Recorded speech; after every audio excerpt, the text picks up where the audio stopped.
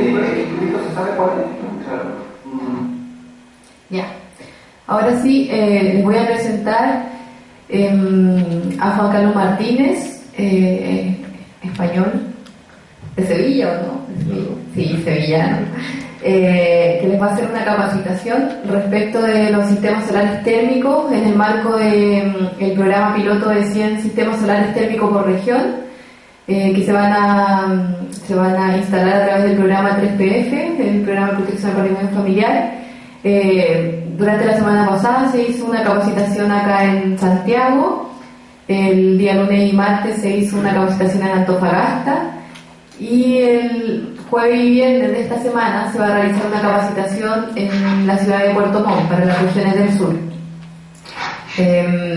Espero que aprovechen estas poquitas horas que tenemos con Juan Carlos acá, y que decidimos hacer una videoconferencia para toda la gente que no pudo viajar a las otras capacitaciones, que tuviera por lo menos esta instancia para poder escuchar a Juan Carlos, ya que tiene muchos conocimientos en el tema, y a los que son del sur los esperamos en Puerto Montt, a los que puedan ir. Entonces vamos a partir con la capacitación con Juan Carlos, se los dejo acá para que comience.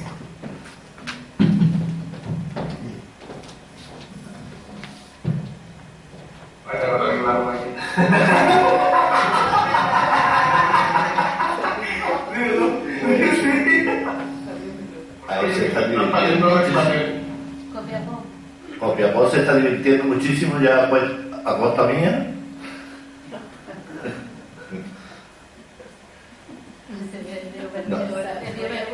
No se ha escuchado. Bueno, buenas tardes a todos ya. Yo normalmente cuando intento transmitir lo poco que sé de energía solar térmica, me gusta mucho mirar a los ojos a los que me reciben. Como en este caso no ha sido posible, pues vamos a ver si conseguimos transmitir vía unas ondas un poco extrañas las ideas que tenemos sobre energía solar térmica. Básicamente yo estoy aquí pues con la idea de poder transmitir la experiencia que ha habido en los últimos años en España en energía solar térmica, y naturalmente no todo es traspasable, pero sí es por lo menos tomar conciencia y conocimiento de lo que se ha hecho en otros sitios para poder adaptarlo a las condiciones particulares que tengamos aquí, porque además ya he comprobado que no es lo mismo Arica que Punta Arenas. Quiero decir que aquí hay no sé cuántas versiones de energía solar ahora, pero hay muchas porque van muy asociadas a la latitud, a la demanda, etcétera, y serán soluciones muy distintas en función de la localidad de que se trate.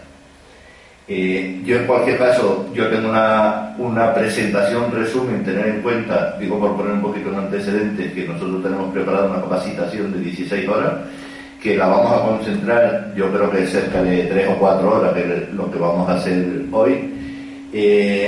Vamos a intentar ver aspectos globales, pero naturalmente podéis intervenir y preguntar siempre que queráis, ¿no?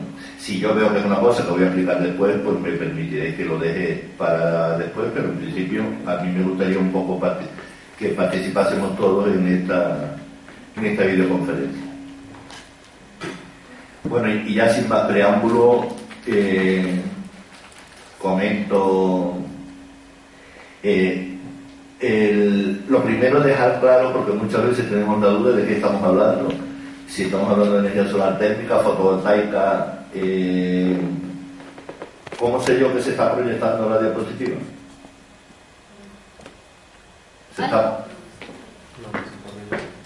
¿No se está proyectando? Están instalando. Ya sí.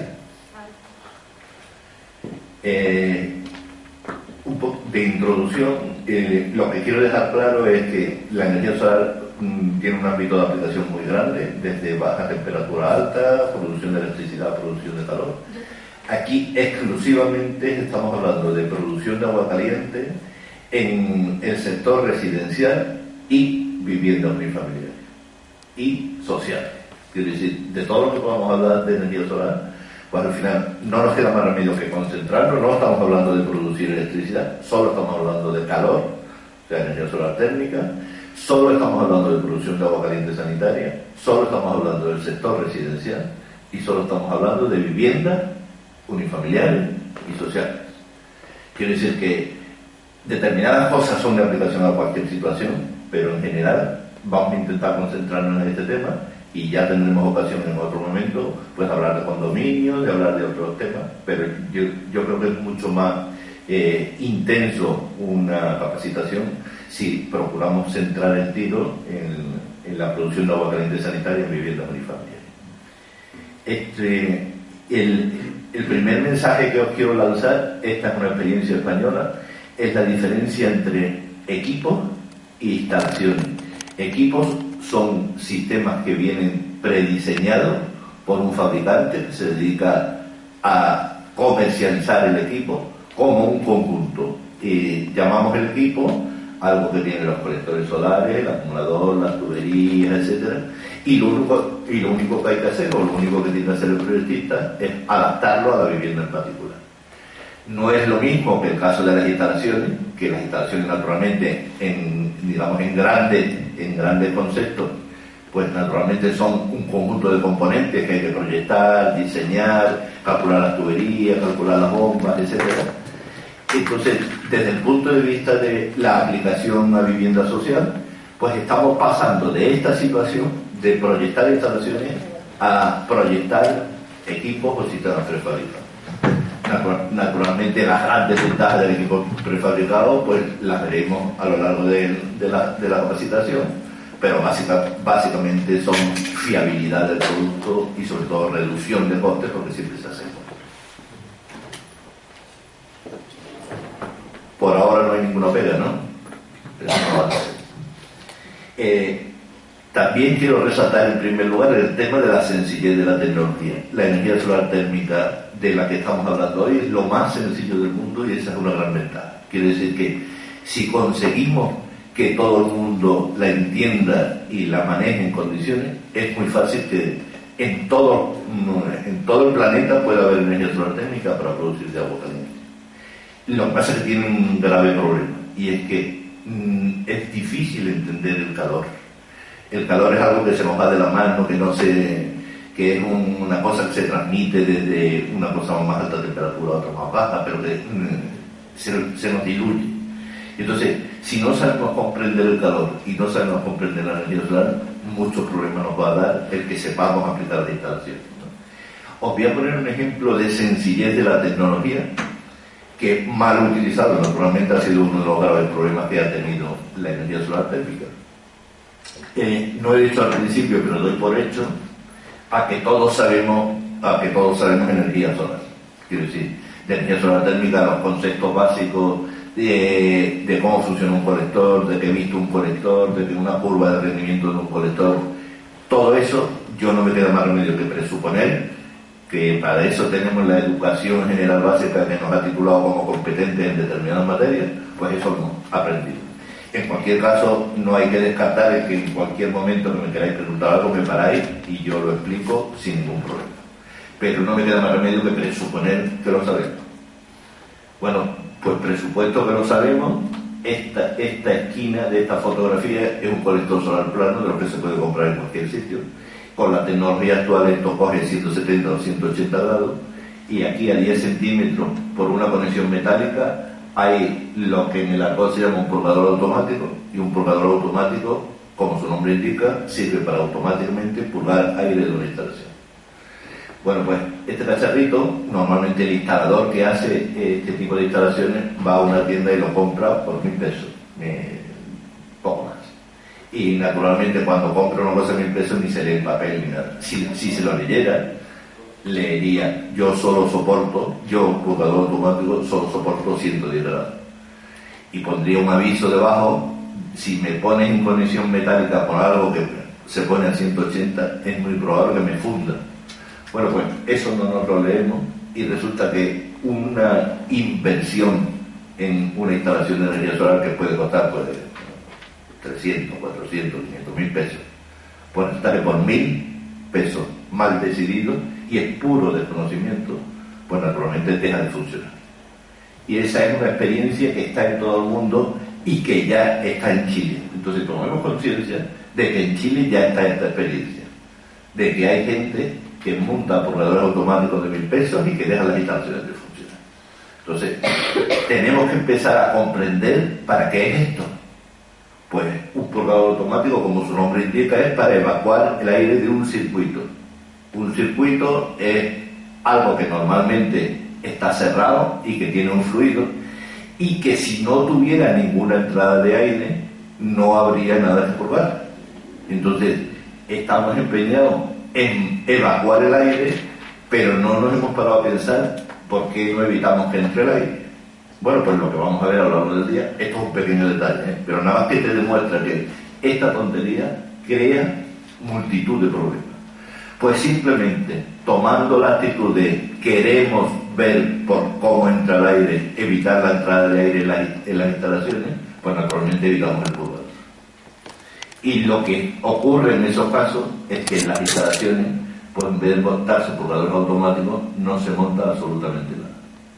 Esto es un pedazo de tubo, donde eventualmente un pedazo de tubo, por llamarlo de alguna forma, en el argot sería un sistema de purga manual, pero realmente es un pedazo de tubo que tiene una válvula de corte que se abre y por ahí sale el aire eventualmente cuando haga falta. Hay una situación intermedia, por tener en cuenta que este colector a 170 o 180 grados es muy fácil que produzca vapor. Entonces, como puede producir vapor, habría que preguntarle al que ha vendido este producto si es capaz de resistir el vapor y qué hace cuando le llega vapor. En la práctica, estos cacharros nunca soportan el vapor y lo normal es siempre montarlo de esta forma. Quiere decir, es un purgador automático con una válvula de corte que lo que hace es aísla hidráulicamente el vapor o la instalación en funcionamiento del purgador automático. Luego entraremos un poquito más de detalle en el tema de purga, pero ya os quedáis con la copla de que el aire es una tontería que nos amarga las instalaciones de energía solar y que la debemos de arreglar. Y eso solo es comprenderlo. Yo comprendo que el que está preocupado por todo el edificio no se debe dedicar a esto. Esto deberían de ser los profesionales que hacen las instalaciones los que se preocupen de esto. Pero cuando ellos no lo saben, no lo queda más remedio que haya un responsable de la globalidad que dicte las normas correspondientes. En el otro lado lo que hay es un ejemplo del poco respeto que le tenemos a las pérdidas térmicas en las instalaciones. Y el poco respeto al final es aislamiento mal puesto, aislamiento fundido por el calor, tuberías sin aislar porque es más barato, no sé por qué, pero al final es que nos da igual cómo se aíslen las cosas. Y lo importante, y no solo para las instalaciones de energía solar, sino para todas las instalaciones térmicas, son las pérdidas térmicas. Entonces, mientras no tengamos respeto por la pérdida térmica, pues siempre tendremos muchos problemas con el funcionamiento de las instalaciones de energía solar. Aquí hay un ejemplo, pues, de tuberías preaisladas con un espesor significativo. Quiero decir, se supone que cuando estos sistemas estén instalados, pues normalmente ya quedarán totalmente aisladas las tuberías. Y un tema muy importante que es la protección exterior del aislamiento.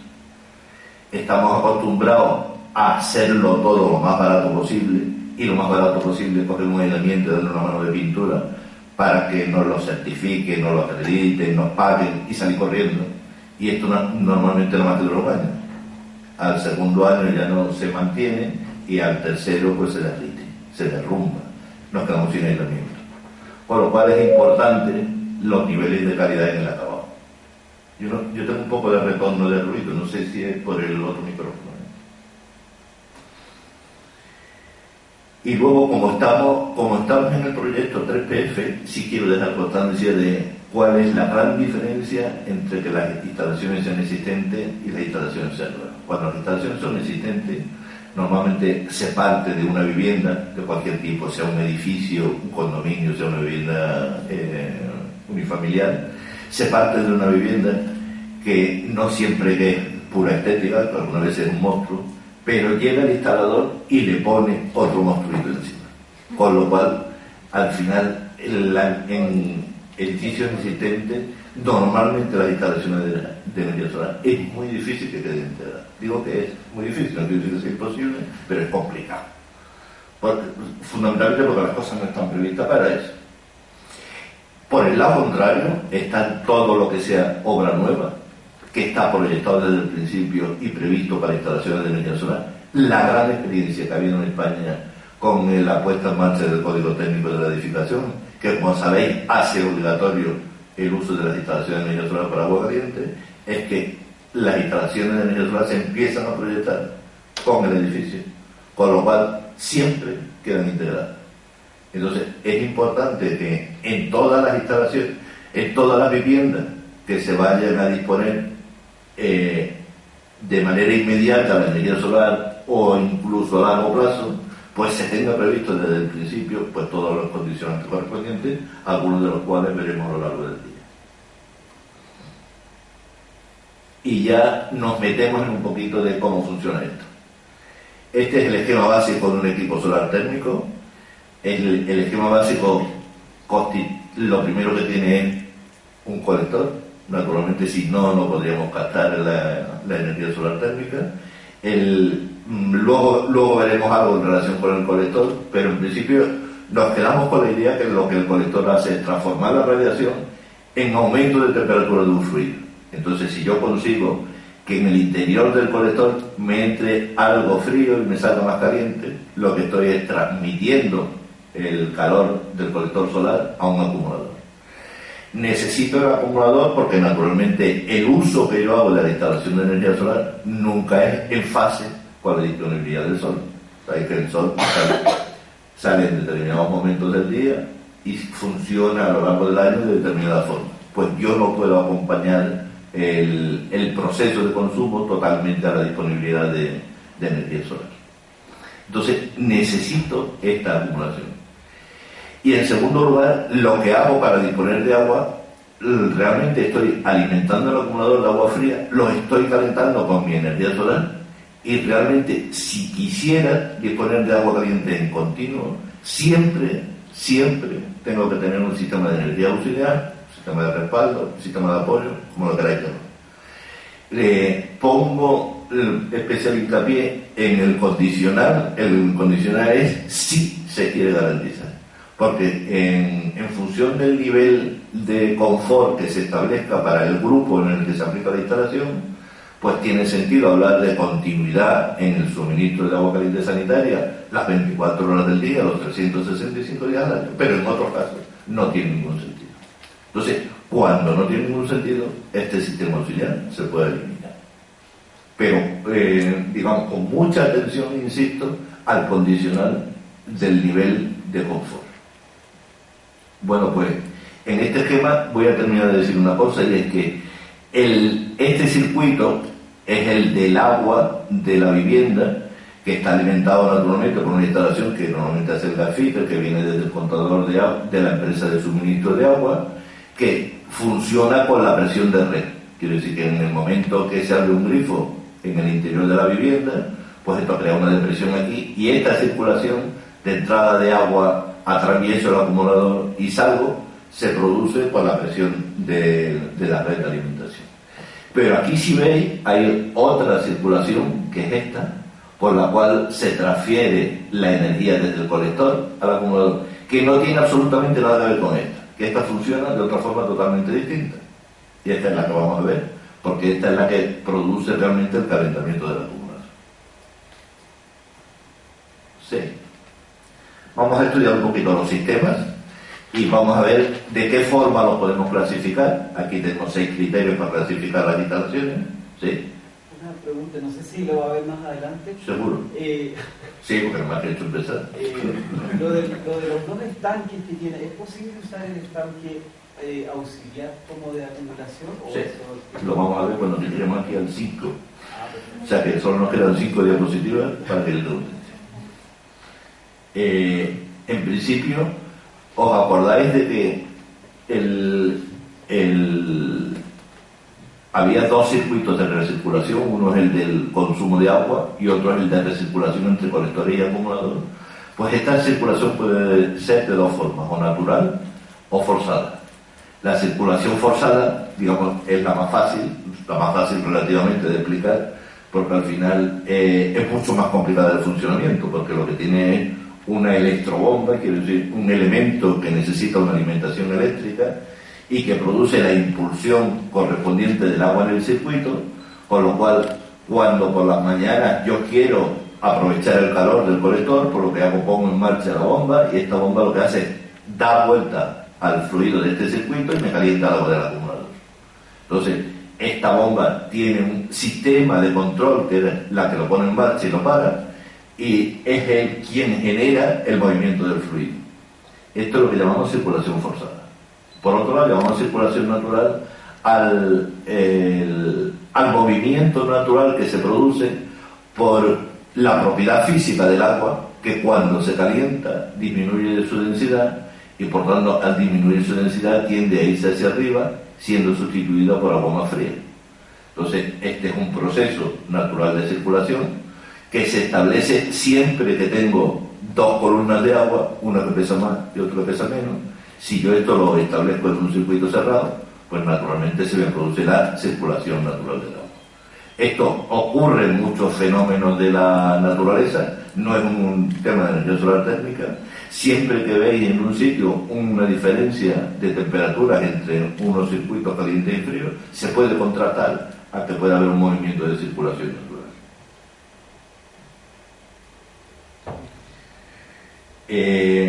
Viendo los sistemas de circulación forzada, aquí no nos vamos a parar mucho, pero sí os voy a dar algún índice. ¿Cómo se diseñan los circuitos de circulación forzada? Pues entendiendo este gráfico que sirve para todos los sistemas térmicos. El gráfico representa el rendimiento global de la instalación en función del caudal.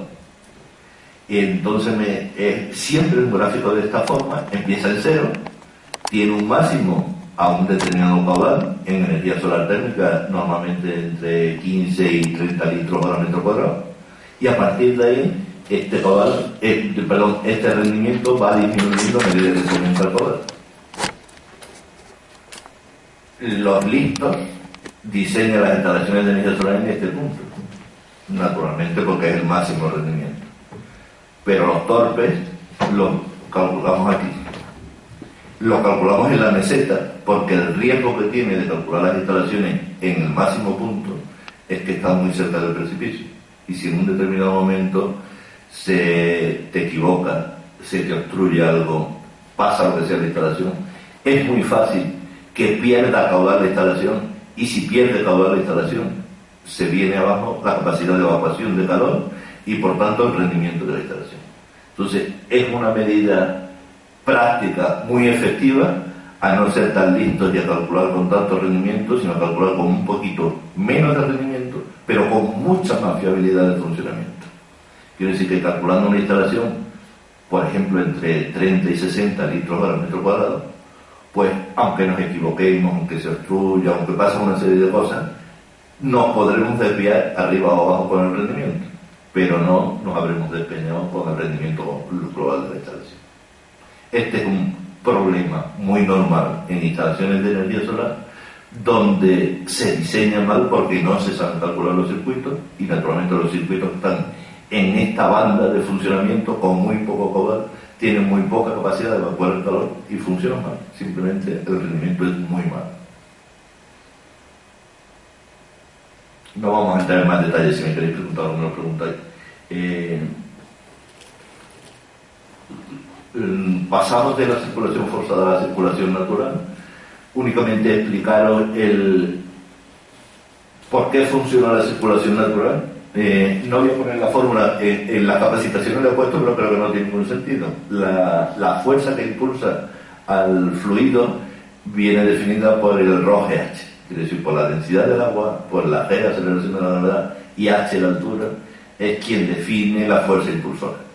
Entonces, la fuerza impulsora en un sistema termosifón se calcula, pues calculando la fuerza de dos columnas de agua.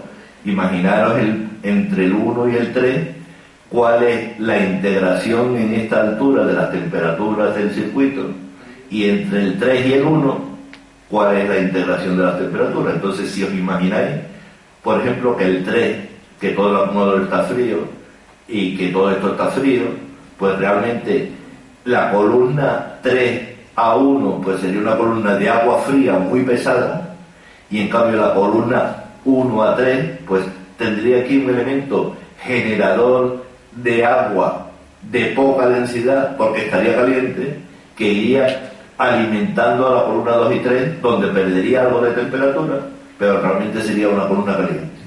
Entonces, entre la 1 y la 3 siempre va a ser una columna caliente de día cuando esté calentando, y entre la 3 y la 1 por la parte del acumulador será fría. ¿Qué ocurrirá cuando se caliente el acumulador? Pues naturalmente que la fuerza impulsora de la circulación pues ya tiene algo que le frena por el otro lado. ¿Qué ocurre por la noche? Pues que naturalmente este colector deja de calentar y aquí no hay ya ningún elemento caliente. Puede ocurrir incluso que por la noche el acumulador esté caliente y la columna 3-1 por la noche sea la que está más caliente y empuje en sentido contrario el fluido por la columna 1 a 3, que no habrá nada, ningún elemento que lo caliente. Este es un problema que tienen las instalaciones de energía solar, que es que si no se evitan, lo que se ha calentado durante el día puede ser que se enfríe durante la noche. Entonces, como afortunadamente se sabe, lo único que hay que tomar medidas para que eso no ocurra. Para eso hay que mantenerse aquí hasta la 1:30. Si estamos aquí hasta la 1:30, es probable que sepamos algunos trucos por los cuales se puede evitar el flujo inverso. Bueno, pues hay una cosa muy importante en los sistemas termosifón. Paso al anterior gráfico de los rendimientos del diseño de circulación forzada. Los sistemas termosifón siempre están aquí. Los sistemas termosifón funcionan perfectamente, pero tienen un problema, y es que la fuerza impulsora está producida por la temperatura que alcanza el fluido. Naturalmente, a medida que aumenta la temperatura del fluido, mayor es la fuerza impulsora, pero a medida que aumenta la temperatura, menor es el rendimiento del colector. Entonces tengo que graduar muy bien cuál es la fuerza impulsora, y mientras menos sea, mejor. Quiere decir que mientras más cerca de este punto esté, mejor. En sistemas termosifón es muy complicado producir mucho caudal, porque esto sería una pérdida en rendimiento térmico del colector. Voy a dejar puesto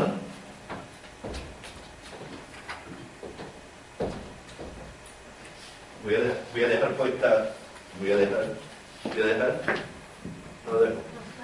dejar puesta la curva de rendimiento del colector para que se sepa.